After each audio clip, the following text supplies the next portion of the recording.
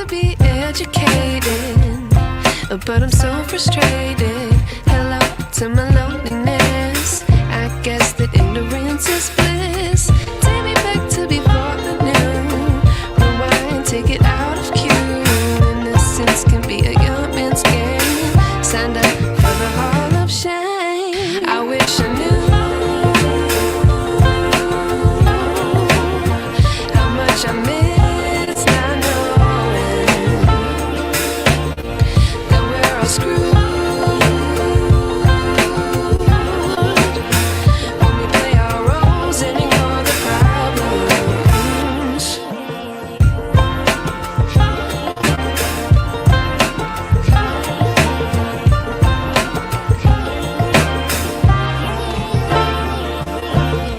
I like to be weighing my patience. Stay up, I feel so outdated. How can we look the other way? Sun is out, but the sky is gray. What would happen if I took a chance? It's always hard at first glance. I don't wanna, but I know I gotta do it. The truth is hard to swallow, I think I'll chew it.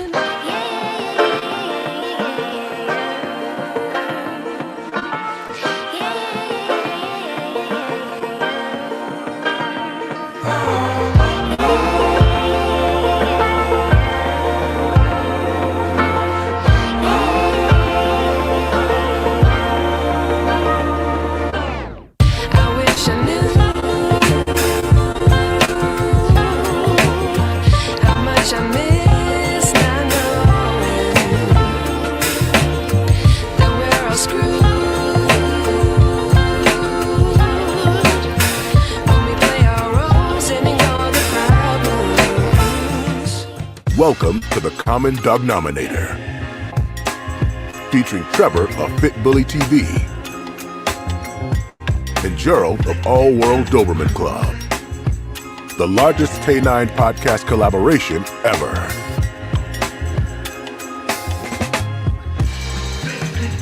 Richard of La Fundación Canine. Also featuring Joe of NWA Connie Corsos.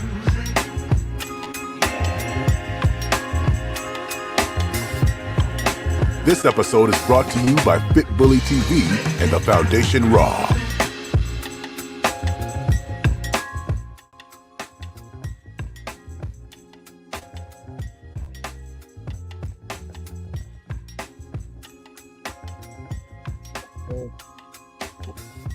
Let's go.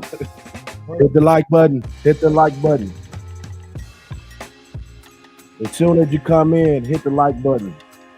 Let me get some fire emojis, please. Some fire emojis, please. What's up, fellas? What's going on? Yo. Welcome back. I'm glad to see y'all, brothers, man. Likewise. Yes, Yeah, sir. man. Yes, sir. Energy feels good. It feels good. Man, hey, let's be honest with the audience. Last time we was tired as shit. It feels good because Rich just got through eating some goddamn food. I'll tell you, bro. Hey, brothers on a mission. Man, for Shit, real, Trev, bro. you was traveling all day that day last time, right? Yeah, I mean, even now, I mean, I've been in Texas. I've probably driven 150 miles just today. Yeah. You better have a Prius. Not a truck, but a Prius. I told somebody need to make Prius SUVs, nigga. Yeah, no doubt. Hey guys, we're gonna spin the block right quick with a quick introduction. I'm Joe of NWA Connie Corsos. I do a podcast on YouTube. I'm in Arkansas. Trevor. Yeah, Fit Bully Kennels, man. Y'all here, y'all know Fit Bully TV, man. Fit Bully TV. My brother Richard. Richard DeBerry, La Fundación Canine, where we tell you to get you a presser. Also the owner of the Foundation Raw, where we tell you give it to him raw. Big OG. That is a Rich. That can mean a lot of things. Goddamn it. Yeah, no Diddy, baby, no Diddy. Yeah, you gotta be careful. No Diddy. Gerald Antoine of All World Doberman Club, also known as European Doberman Stud. That's what I give it to him. A stud service. Oh, that's what's up. All right, everybody, hit that doggone like button. If you want to see more of this, you're gonna have to prove it to us. Hit that like button, share it. Let's go. All right, the subject for tonight is what to look for in a good breeder. So we're just gonna kind of start with you, Gerald. What are some the top things you look for in a great breeder? That's a good question because I'm like Rich. I'm a little bougie and shit a little bit, so I go out of the country to get my shit. But to me, what's important for me because I do a lot of importing is the communication. Yeah. I don't want to fucking send you an email and then wire $1,000 deposit euro and you fall off the map for 3 or 4 days. And I'm using WhatsApp and emails and Facebook. So communication to me is paramount, right? Because now I know that we're engaged with a communication. But what I look for in a good breeder, man, is being open and honest about the health test, and also the pedigree. Don't try to fucking force down the male stud only. I want to see the mama too. Yeah. And that's important. I focus more on the mom than the sire because a lot of the DNA is coming from the bitch. It is what it is. Right. So I try to, and I'm a big advocate of line breeding. If you're trying to look for a certain trait, I love dark markings, high prey drive, thick bone structure, nice top line, bottom line.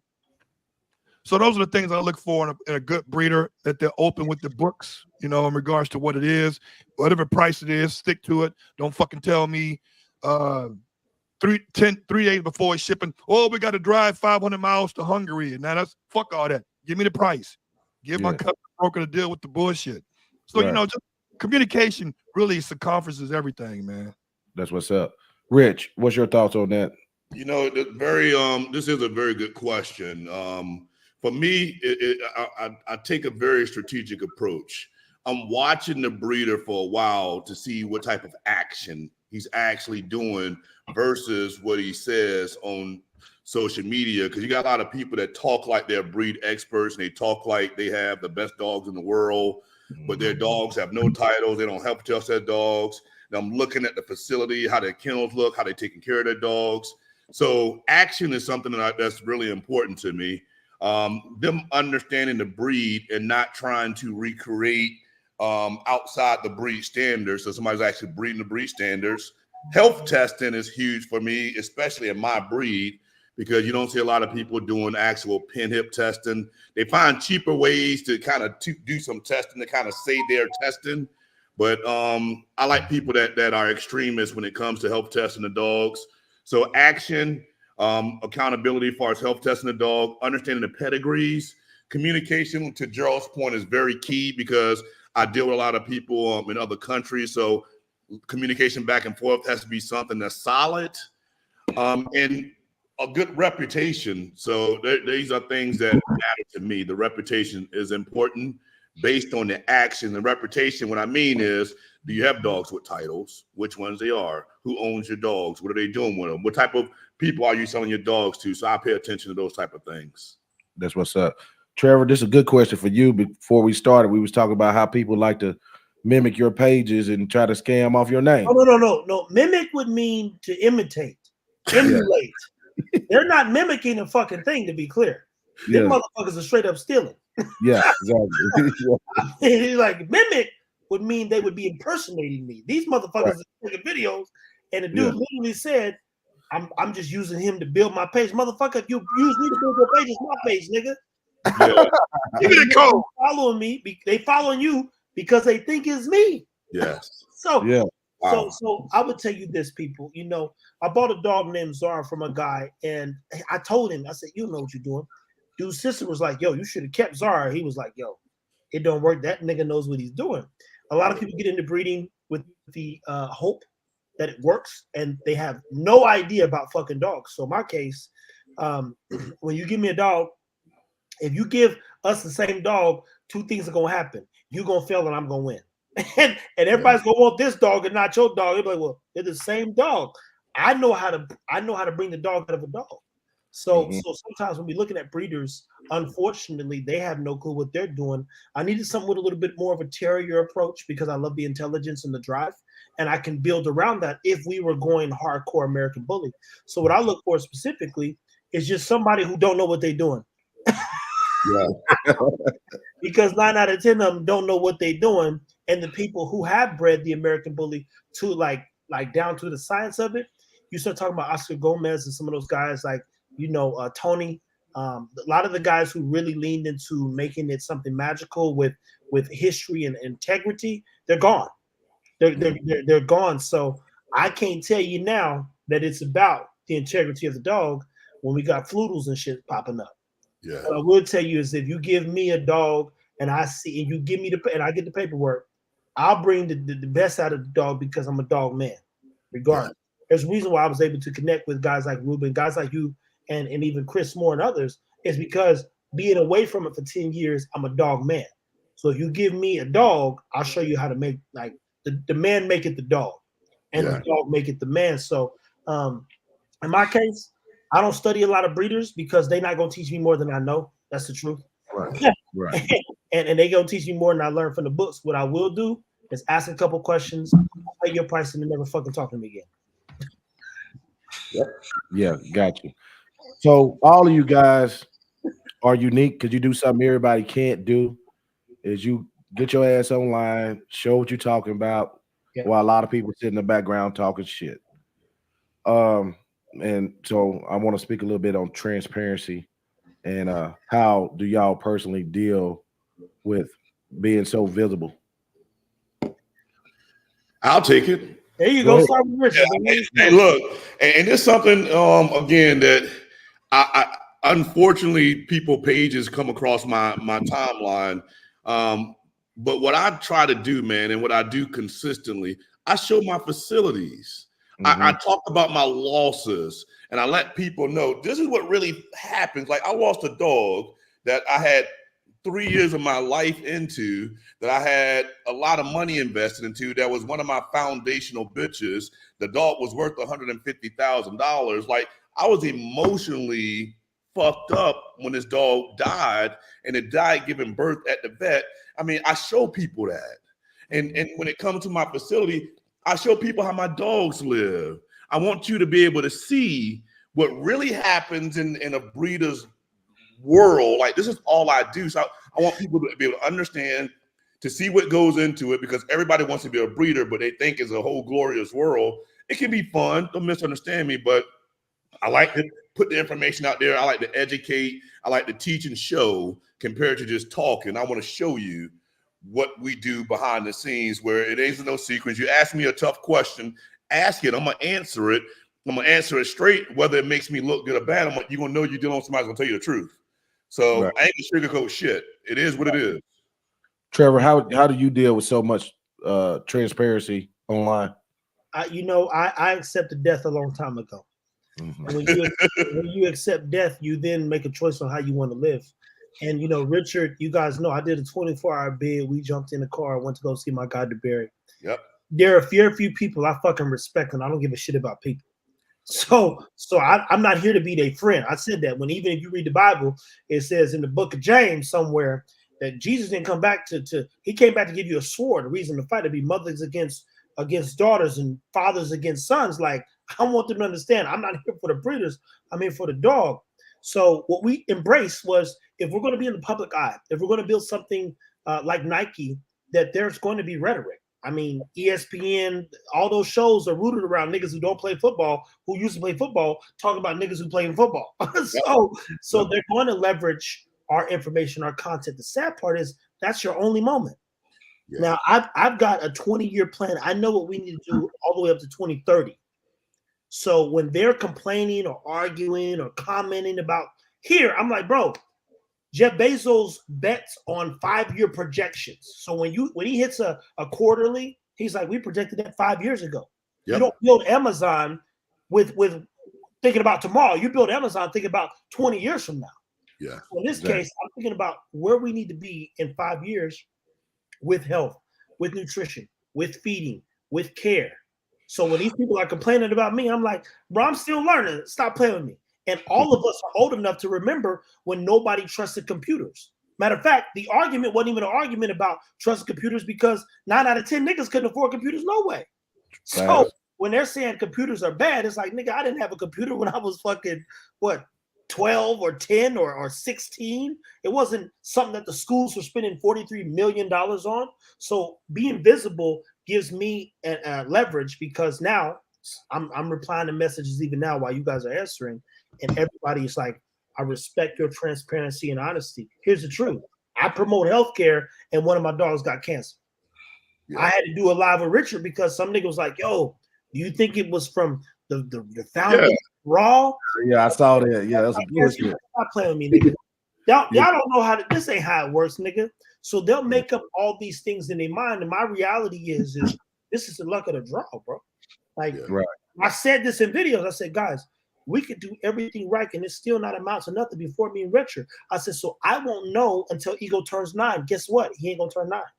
Yeah. It ain't gonna happen. I won't know until he turns 15. So how do I deal with being in the public eye? It's very simple, man. And my eyes is only my eye. So when I post stuff, it's for me.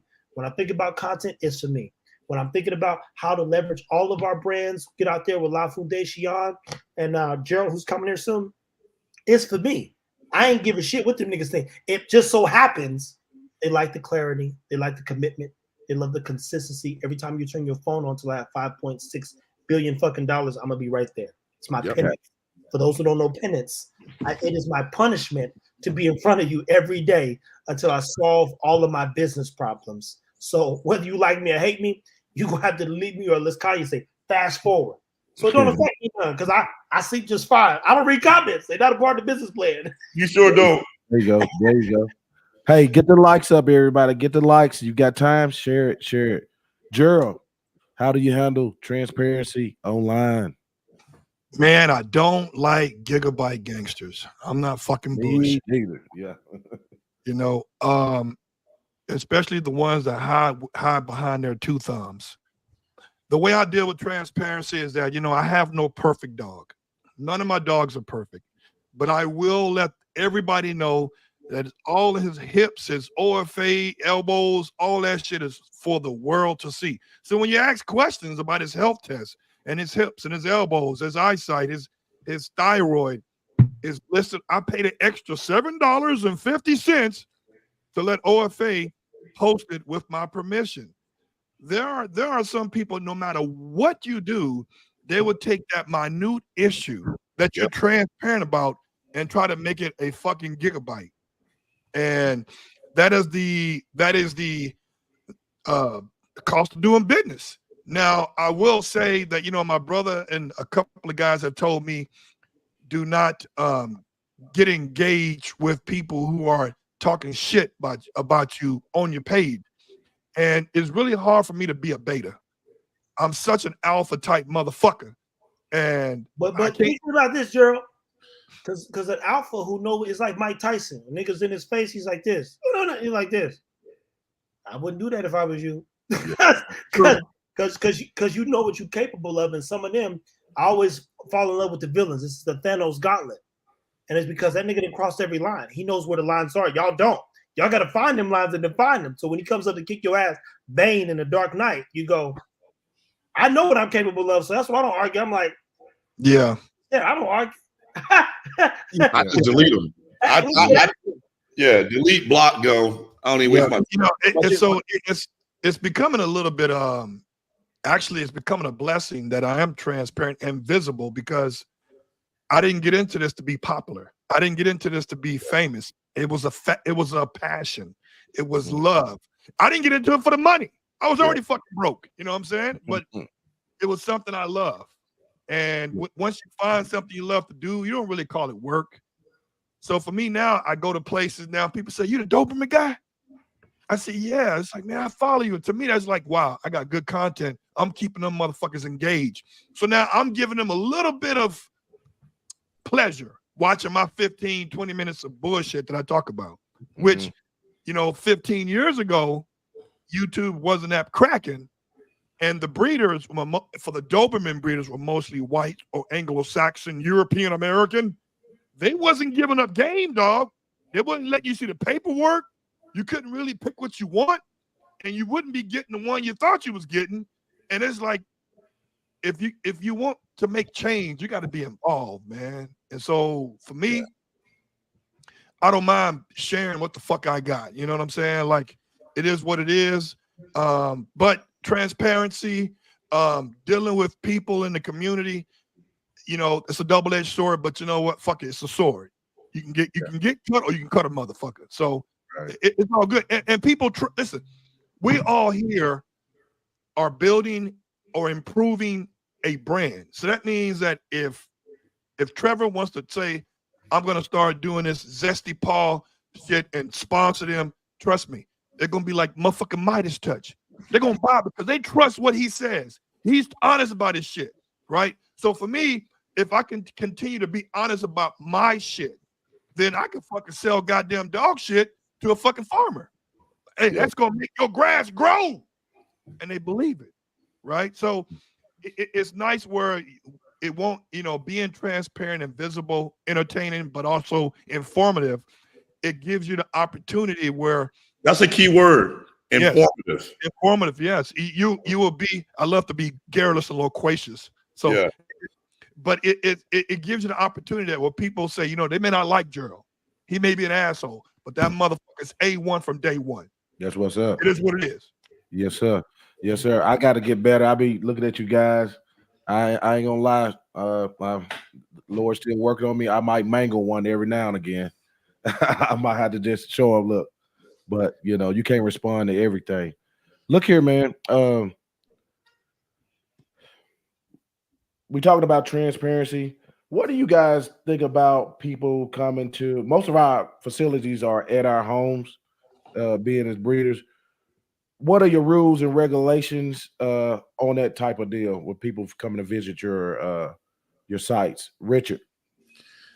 You know, I'm a little different from I know Trevor for sure, and Gerald, I don't know what your policy is, but I like to welcome people to see the behind the scenes shit. I don't like to waste my time, so I try to make sure that I vet the person out, that they are serious and really interested in the breed, and then when they come here, I'll introduce them. I'll drive around a golf cart, because I'm trying to control the environment as far as germs and contamination of certain areas.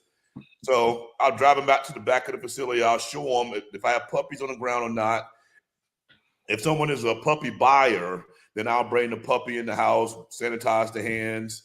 And it's a truly professional environment when someone comes to my property. Like, they're treated first class because they're a client, potential friend, and to me, is part of the team.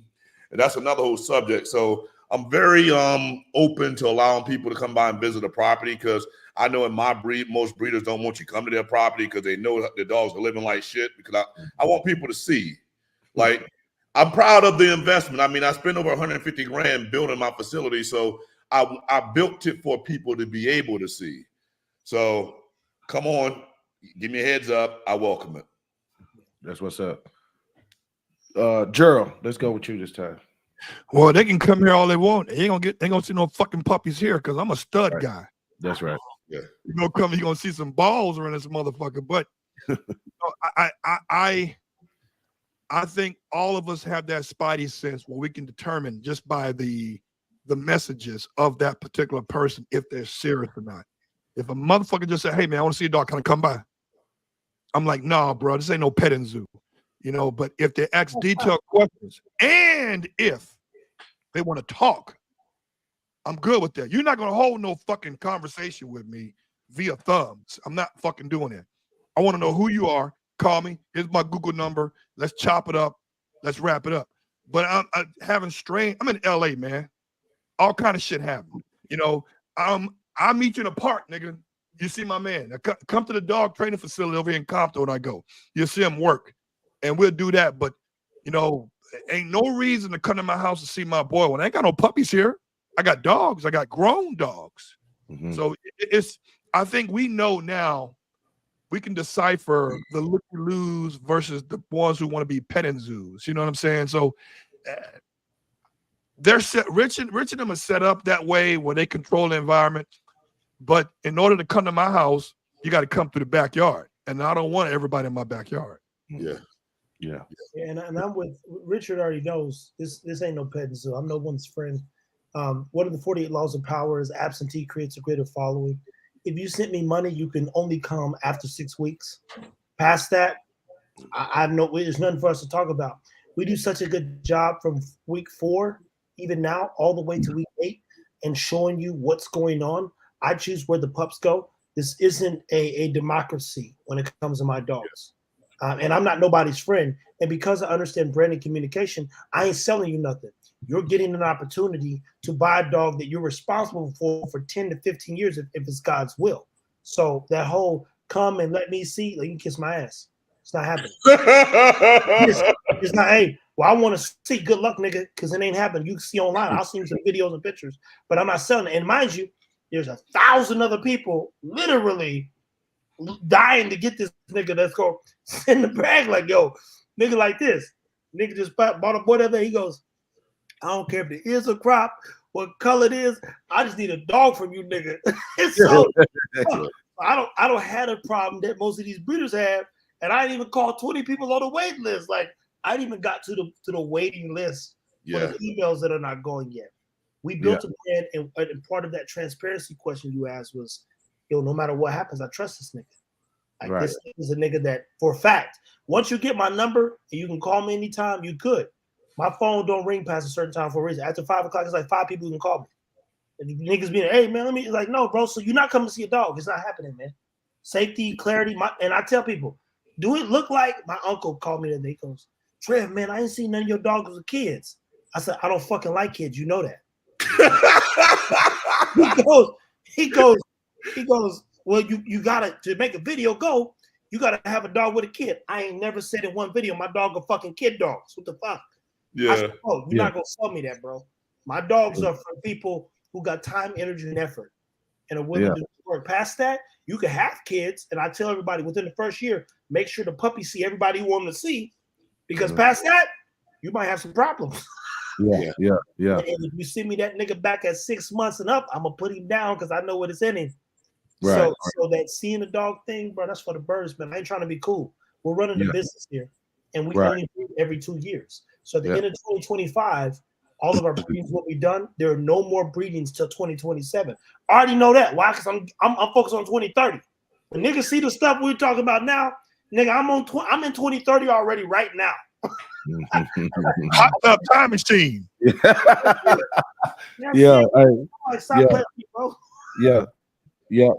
I like every one of those answers, and from anytime I meet guys like this, y'all, I pull something from them every time. So, because security could be an issue, just depends on how you set up.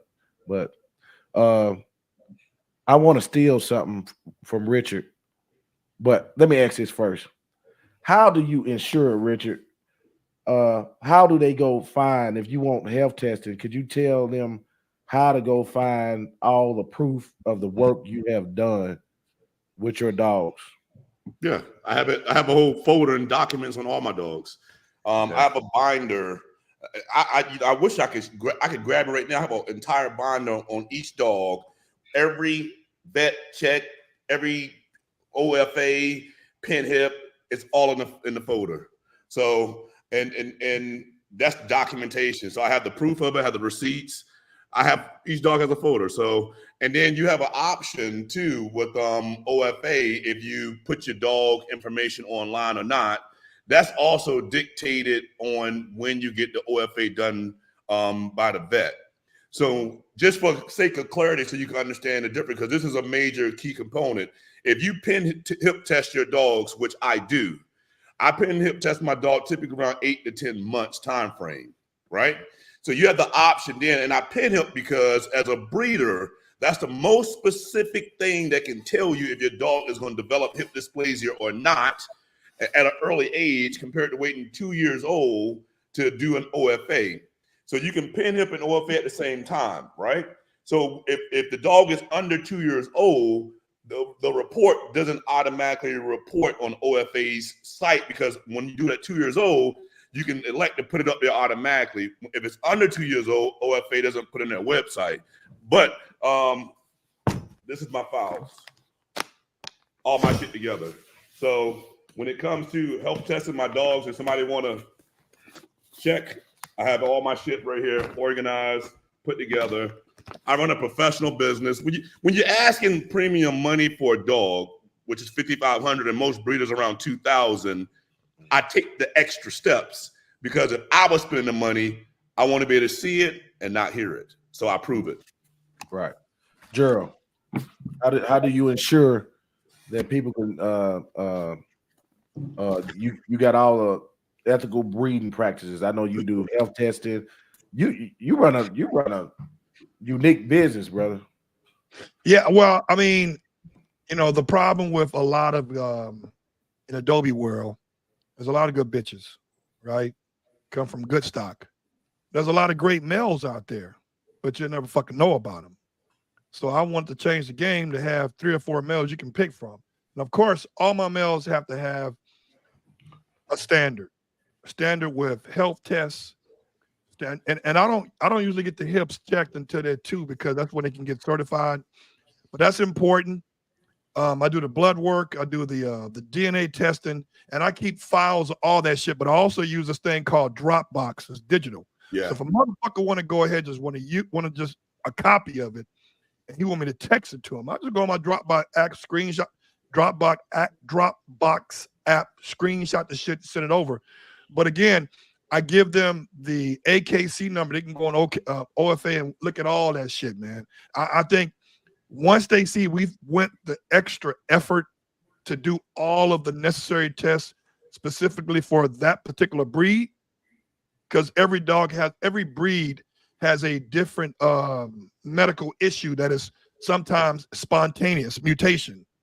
And I make sure that I get all of the proper requirements so that when my guys do breed, I give you an example, man. You get a lot of these fuck boys out here, man, who say, oh, man, I got a great stud, blah, blah, blah. I said, well, like this guy called me yesterday, man. This motherfucker called me, talking about, do you have any females? I was like, what, female puppies? He said, no, female to breed to my male. I said, why would I have you breed to a fucking bitch that I have out here when I got quality males that are proven? They're proven. He said, what do you mean by proven? I said, bruh, your dog won't go into a down position no more than fucking 5 seconds. You got no fucking titles.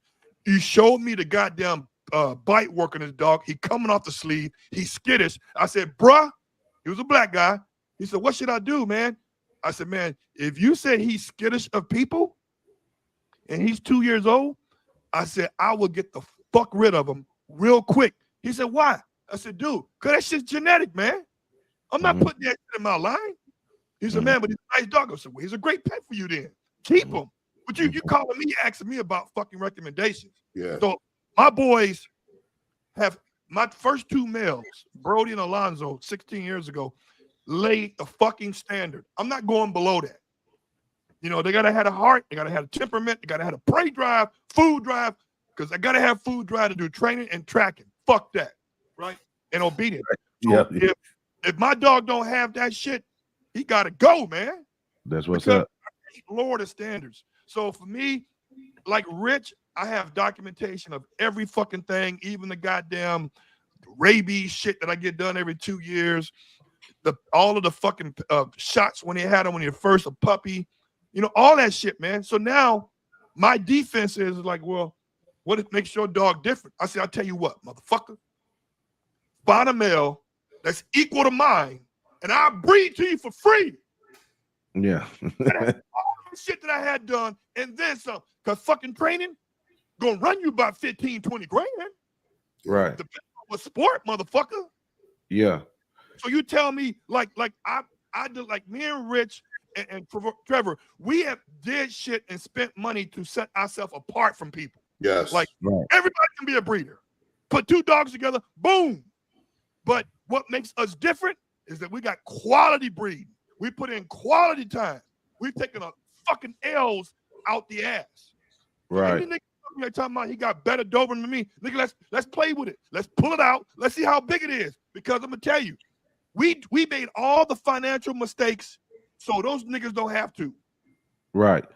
Trevor, I want to ask you a different question. Yeah. Because me and a partner was talking about this.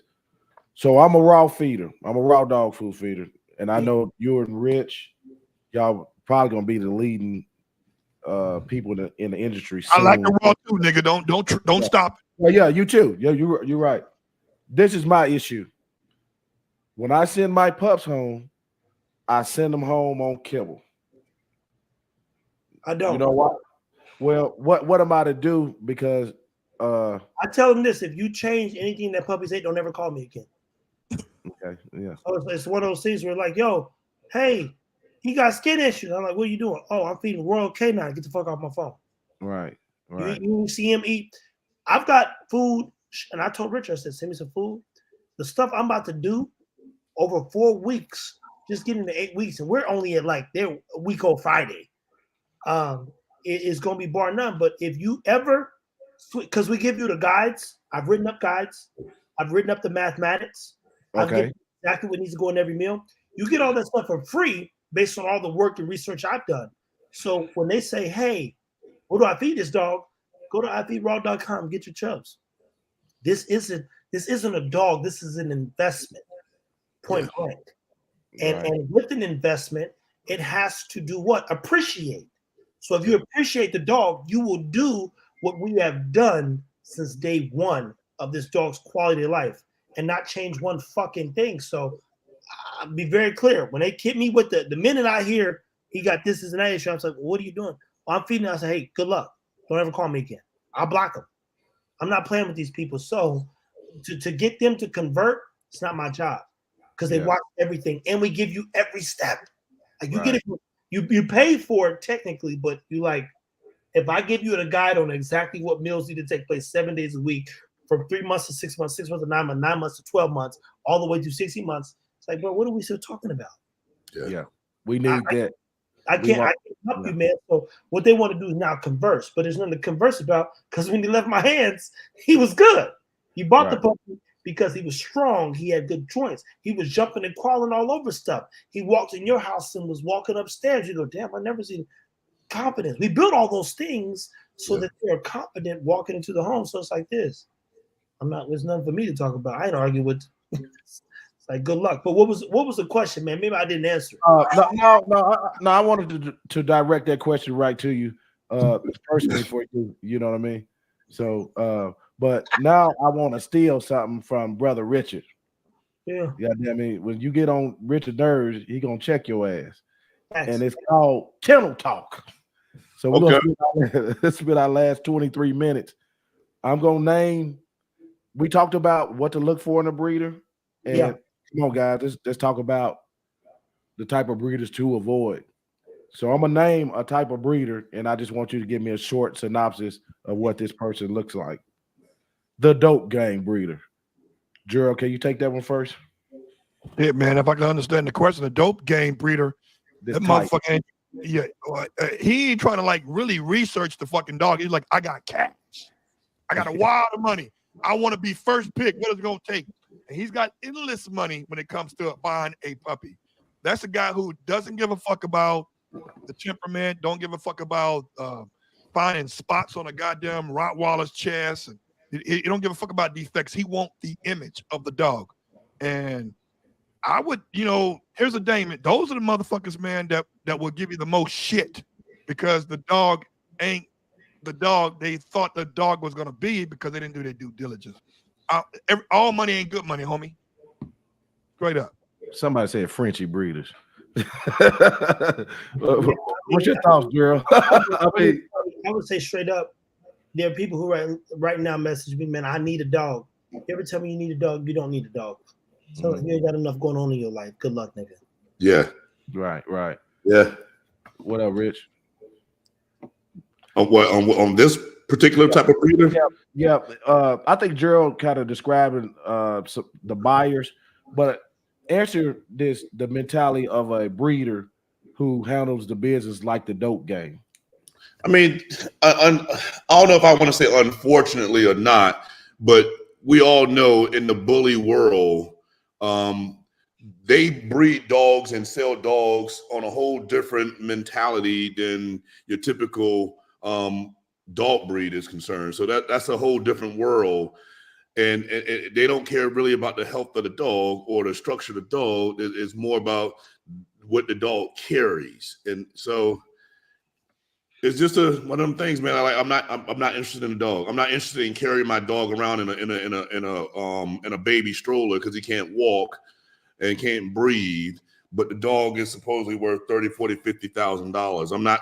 That's chasing money more than it is about caring about the breed, and that's what you typically would see.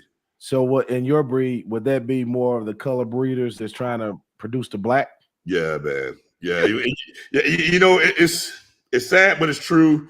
And the thing that pisses me off about that the miseducation that comes along with it, like it's more black presser supposedly dogs in America it is in the Canary Islands, and when you see people selling black dogs, it's money motivated. Like, why can't you breed to what the standard was? Now the standard has black in it because money rules, bro.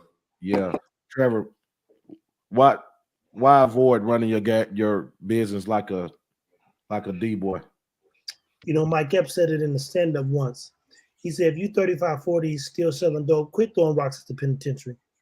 So in this case, I like business. As you guys know, I allude to Amazon, Facebook, Peter Thiel, Reed Hoffman, Reed Hastings. These are founders of both LinkedIn, Netflix. I love business. So unfortunately, as an African-American male, for those that are listening, oftentimes you see what is emulated on social media, but don't really go and study business. I don't watch sports, but I can tell you every nigga who's worth $100 million or more from here to the UK. So when you study the work, what I have to remind people is Jeff Bezos' parents gave him $300,000 before they knew what the internet was, and they owned the highest percentage of Amazon, and they've been rewarded for that. 9 out of 10 niggas couldn't get somebody to invest $10,000 in with them over a damn dog. And at the end of the day, we're talking livestock.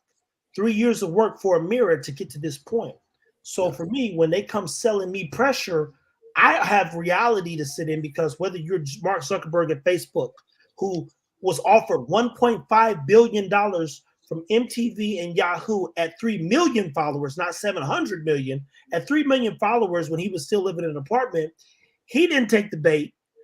You can't bait me in, because if the best of them took 20 years, there's no way you can sell me you're going to do it faster. Because we're talking about privilege and access and even more importantly, support. Like, name 5 niggas y'all can call right now that could give you 20,000 and wouldn't stress about you. Like, yo, nigga, I need 20,000. Ask me no questions like this. I'm going to get it back to you. Like, niggas ain't got that. Yeah. But somebody got a daddy they can call for 300,000 and be like, yo, I don't know what the internet is, but I'm betting on my son. Yeah. So when niggas try to come with me, I'm like, bro, my man, I'm building an online pharmacy. He brought up Zesty Paws. They started in 2014, sold in 2022 or 2021 for $600 million. The first quarter was a $400 million quarter, being bought by a Japanese company, H&H, and that was distributed worldwide. So the first quarter, they made almost their investment back. Niggas ain't thinking like this, so you can't sell me the opportunity of a dog if you don't know business. Because my only thing, even when I pitched Richard, I said, Richard, in 5 years, I'll be one of the most important people when it comes to teaching raw food, raw education. You mastering your business, I'll take you right around. And I told him this. I'll never get into the raw feeding space where I'm producing my own stuff. If I do, it's simply with your production, manufacturing, my label, but you still house everything. Why? Because from a shipping handling standpoint, there is no business that's been able to solve for the weight problem. So freight quote is like, as long as it's 20 pounds, that 20 pounds is gonna cost you. So I go, yep, that's not a business with me. I like great margins, low this. So point is even when I pitched him, me partnering with him, even though he reached out to me, I was like, in 5 years, I'll be one of the most influential people on earth when it comes to dogs and dogs' health. If you stick with me, when I say something, it will go. And that's why we still here. I didn't pitch him tomorrow. Yeah, I'm gonna get your sales up. No, I said 5 years from now, bro. 5 years from now, I'll figure it out. So you can't pitch me my dog. Like, it's like, hey, nigga, let me get that dog off you. Like, get out of my face, nigga. I put years of work on each dog, and if I don't like him, I tell y'all, I'll put the bitch down or the nigga down, and we got to move on. So it's like this. Y'all can't sell me because it's not probable. Pocket watchers. Facts, bro. So Journal. just don't get involved with the hype people. Start with Rich on now the pocket watch, because I'm trying to figure out what I'm like. Pocket watchers. Pocket watcher is your breeder that ain't selling dogs and watching you selling dogs. They're trying to count all the money that you supposedly that person. Yeah, that person. Yeah. And your pocket watchers are typically your breeder that's ones that's trying to throw shade on you, hating on you online and in Facebook groups and want to try to drag your name into something because their dog is $1,500, your dog is $5,500, you selling yours and they can't sell theirs and they can't figure out why because you have a real program when you are transparent and you're doing the things and you have a process and it's a professional environment and they don't, but they count the money that you supposedly are making. Those people. And try to shame you. So so thanks for that. Now I know what that means. Pocket watchers, man. It's interesting because the pocket watchers are watching your every move, and they're hating like a motherfucker. Like I know a guy now. I'm gonna call this motherfucker out. His name is Daryl Young. He's a dog trainer out here. This motherfucker, man. We can't be on the same baseball field together. That's how thin the area is. Like this motherfucker went around and said my dog got AIDS and all this other whole shit. Yeah, man. And he knows that we got real fucking beef, right? And he became a Doberman guy because he saw what I would do. He was a pit guy. Yeah. And it's so fucked up now that if he's training, he's a dog trainer here in LA. So fucked up that if he's training Dobermans, the first thing he asks those Doberman people, those owners, is the dog, what's the bloodline? When they say it's Gerald's bloodline, he said, I can't train your dog because he know my shit will show his shit up, right? But he's watching what I'm doing. He's even complained to somebody else about, why don't he raise his prices? Motherfucker, fuck that. I'm not going to sell them 10 grand dog. And it's like, motherfucker, you dude, it's like, this is your life, motherfucker. This is a hobby for me. Yeah. This is only paying the vet bills that I incur every fucking month on these dogs and dog food and boarding and training. I said, motherfucker, I'm not making millions off this shit. So the pocket watcher, man, they can go fuck themselves, man, because there you go. Those are the motherfuckers, man, that has been your fucking has been your enemy. And they are steadily motherfucking watching your moves to emulate your move. But motherfuckers like us, we in fifth gear, no matter what. The gas, we ain't letting off the brakes, the gas. So they can't keep up. Like my man Trevor told me a few weeks ago, man, and I still, like it was yesterday. He said, man, I already did 21 videos. Richard knows I'm up, bro. He got shit in archive. All the videos that we shot at Richard's house, bro. I still got 15 videos y'all ain't seen just from Richard's house. And I'm like, yo, nigga, we shooting 10 videos in 4 hours. Right. So what I'm saying is, if we don't let off the gas, they will never catch up with us. That's right. Because we're steadily evolving, we're steadily learning, and we are steadily improving ourselves as men and as a breeder. So pocket watchers, that shit puts gasoline in my motherfucking Grand National. I'm not bullshitting because 16 years ago, those niggas was trying to like bury my ass, like don't buy dogs from him. It's full of shit. His third service low. His dog's got AIDS, and his one dog got syphilis in the mouth. All this other whole shit that I didn't even know existed. Right. So fuck that, man. You know what? That shit adds premium gasoline in my motherfucking Grand National. So I zip on by the ass. And you know what? I'm visible as fuck now.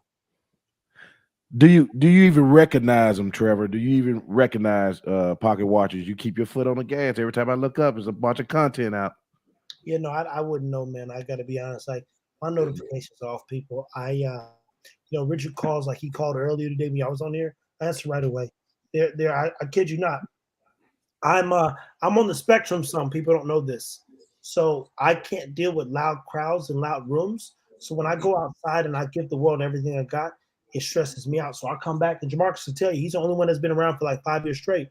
I'll be in this room in a dark room with nothing on, just like, so y'all, they don't see what it does to me, but at the same time, there's nothing y'all could do to me because I literally don't watch. I'm like, go check y'all stuff. Like, bro, I'm not looking for content.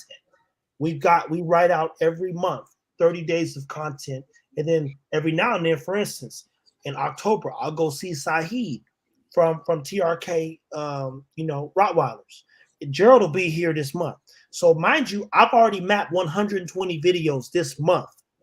When they come, all that's extra credit. So now I'm going to leave with 180, 190, 220 videos because two people in like they're in my world, and I like, and that's still gonna go up for like it'll be January with some of the shit.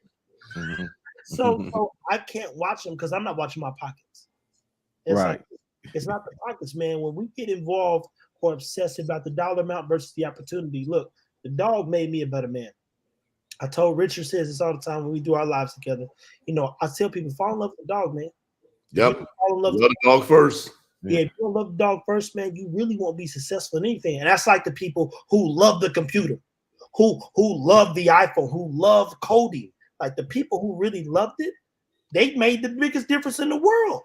Yeah. Everybody else, they were chasing some nigga who was chasing his love for something, and you cannot compete when there's a real, genuine love for the dog. So even the people that are messaging me about egos, that they say, look, we don't like you, you know, a lot of times, but we cannot deny that you love that dog. Like you took care of that nigga. We've watched for years. You take care of him. So whatever they do or don't like, egos lived a good life, and they've watched that from when he was 8 weeks old. Yeah, so there's no arguing it. So when you say watching my pockets, I ain't watching my pockets. I spent almost $500 in 2 days just on extra shit outside of the bear giving me stuff to feed the dogs. So I'm like, the niggas ate beef shank last night. Niggas, stop playing with me. That's what's up. Yeah. All right, guys, we got 9 minutes. There's gonna be closing remarks and benediction, but if it was something, Deacon, we in church, sir. Deacon, we in church, Deacon. Go ahead, Deacon. Well. If y'all could give everybody, specifically breeders, one word of advice or word as we end this thing, give it to them. Trevor. My biggest advice is to pace yourself. You know, whenever you read the Bible or a good book, it talks about love being patient, love being kind. And if you love what you do, it's going to take a lot of patience to endure all the things that will come with you. There's no book to set you up or get you through this thing called life. And for all of us who've lived, we probably got hit in the mouth more than we wanted to. But I assure you, none of us signed up for that. It would be a beautiful thing if it was like, oh, it just worked. That ain't life.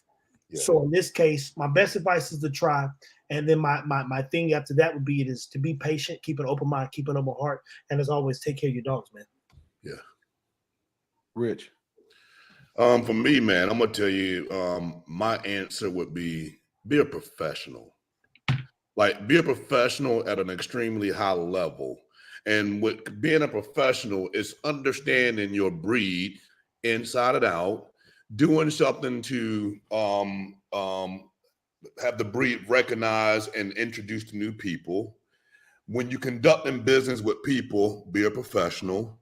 When you see the comments and stuff online and you respond, be a professional. Just be a professional. And if you're going to breed dogs, be a professional breeder. Don't just be somebody that's slapping two dogs together, breeding them and calling yourself a breeder. Have a professional facility, have a professional approach, have a professional business strategy, have a professional business plan. Like, don't fucking wing it. If you don't know how to be a professional, hire a consultant and spend the time, understand business strategy, have a real game plan, understand pedigrees, understand how to not scatter breed and actually plan your breedings, understand everything that comes to reproduction of the dog. Be a fucking professional. Like, ingrain yourself in what you're really doing, shut out the noise, and carry yourself at a very high level and stay there and make people come up to you. Don't go down to them. Be a professional. Yes, sir. Hit the like button one more time before we get out of here, y'all. Hit the like buttons one more time.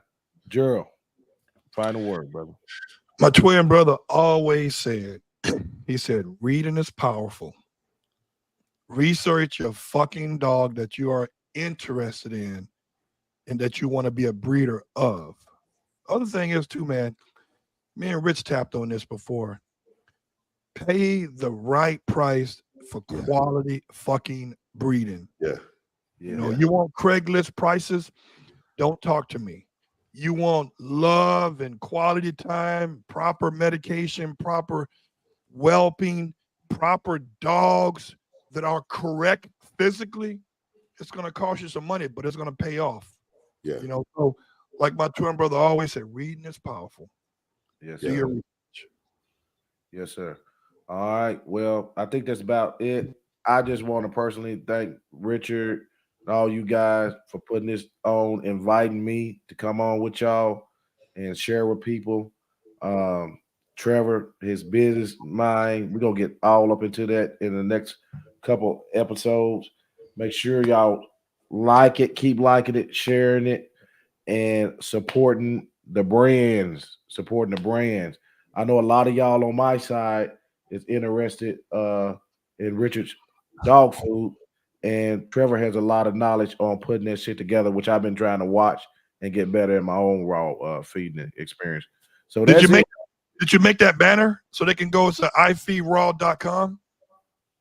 No, I didn't make a banner. ifeedraw.com. Type in that discount code for somebody care about me, you know. Thank you. Thank you, Joe. Type in that discount code EDS 1911. You'll thank me later. Yeah. Hey, come on, we got a few minutes to get in. Go to Fit Bully TV. Go to Gerald's. I ain't gonna never tell nobody come find me. When people find out I'm me, they're like, "Yo, I be posting shit." They be like, "Hey, why are people recognizing you?" I had to go down a rabbit hole to figure out who Ego. I thought it was a human being. Like, I'm selling work, people. That's it. That's all. Hey, you know what's funny, Joe? Is like the first time we did the show with Trevor, it was like that motherfucker was half asleep. He must have had some goddamn Monster energy drink in that red cup. Hey, hold on. I don't know how he has a litter of puppy on the ground right now. He's steady shooting content. He's running the dog back and forth to the vet. I don't know how he has the energy. Like, I don't get it. Richard didn't see it, bro. We showed up 7 hours driving, worked 4 hours straight, and drove 7 straight back. Yeah, bro. No, I don't have an off switch. It's just one of those things. I didn't know who y'all like. I'm playing it by ear. Is how I look at it. You know, you figure out how much energy you're gonna give. But as I told Richard and even Jared, I said, with Jared and I, we should have been recording our conversation yesterday when we was testing this thing out. We got some amazing stuff, I think, in the works. And there's a good exchange when we like here because we're Titans. I think in all of our regards. And I know that in my case, people like when I get the chastised. So like even Chris Moore and I did one last night, and it was like 6,000 plus people watching that thing. It was popping, yeah. So you go. I know that I'm like if it's 1, 2, 1, 2. The fourth thing is going to be a learned thing for me, but I believe in you guys' just initiative.